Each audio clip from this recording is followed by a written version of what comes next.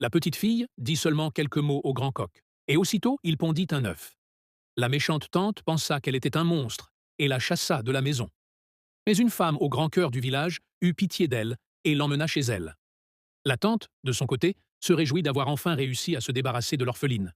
Ce qu'elle ignorait, c'est que cet enfant était en réalité l'incarnation d'une étoile porte-bonheur. Elle comprenait la voix intérieure des animaux. Et durant la famine qui dura 3 ans, bien qu'elle vécût dans la maison cruelle de sa tante, elle ne connut jamais la faim grâce à l'aide des animaux. Quand les petits chiens virent que la fillette avait été chassée, ils cessèrent de feindre l'obéissance et lancèrent délibérément des pierres aux pieds de la tante, la faisant trébucher et tomber lourdement. Après que la femme bienveillante eut recueilli l'enfant chez elle, son mari n'y opposa aucune objection. Mais son frère cadet la rejeta violemment, au point de s'enfuir de la maison. Son absence prolongée inquiéta beaucoup la femme. La fillette dit alors qu'elle savait comment retrouver le garçon, et demanda l'aide des oiseaux perchés dans les arbres. Ils le retrouvèrent rapidement dans la cour arrière, mais celui-ci la regarda avec un profond mépris. Voyant cela, la fillette ordonna à la petite chienne d'apporter l'œuf pondu par le coq et l'offrit à la famille. Comme ils n'avaient pas goûté d'œuf depuis 3 ans, ils en salivèrent de désir.